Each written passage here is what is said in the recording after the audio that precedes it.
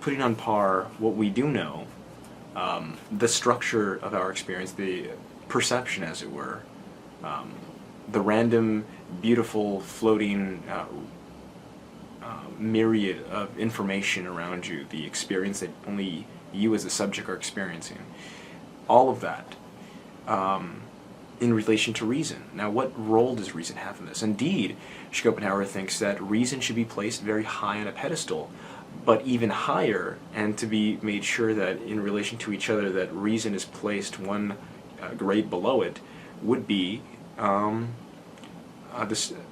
perception, our empirical knowledge. And that's that reason can never tell us new information. That's that everything that we build upon from our concepts by abstracting about and building more and more complex ideas, from money to currency to economy and things like that, it's all derivative of scattered data, scattered information everywhere that is already known to you.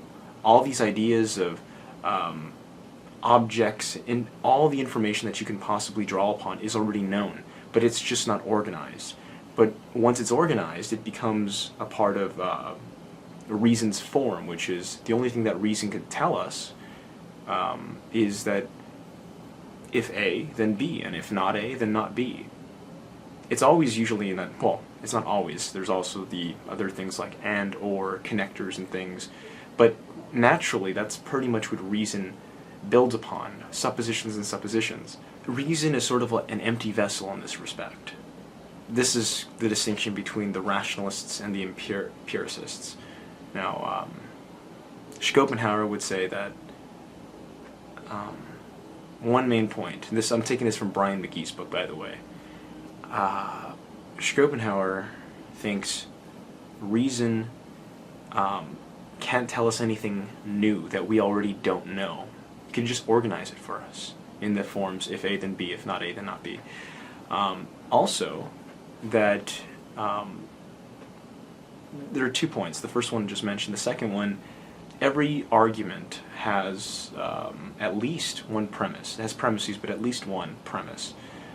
Now, this premise itself is not an argument because, it needs to have at least one procedure and one premise in order to be an argument. But it itself, just one premise alone, is not it's not an argument. It can't validate itself. And because of that, it's sort of it's an unjustified rule that is necessary to justify rules that we further build. So, coupling these 2 points, that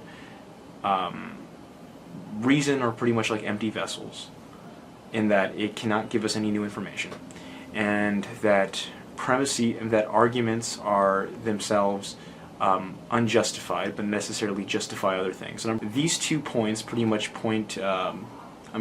Go back to the example of the Rosetta Stone.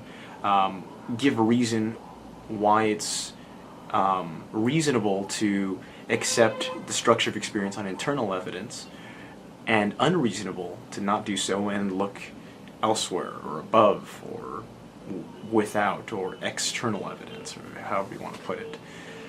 Okay, so the main point, and I'm just going to read it right here, and I can't word it any better than Brian McGee, that every proof must rest on foundations whose truth is not demonstrated. It must go back eventually to something which is not the conclusion of an argument. Which is pretty much why it's unreasonable to look for external evidence to justify the internal evidence. It's a nice parallel drawn that everything, we're so used and we're so conditioned, as it were, to try to look for justification for what we have in front of us.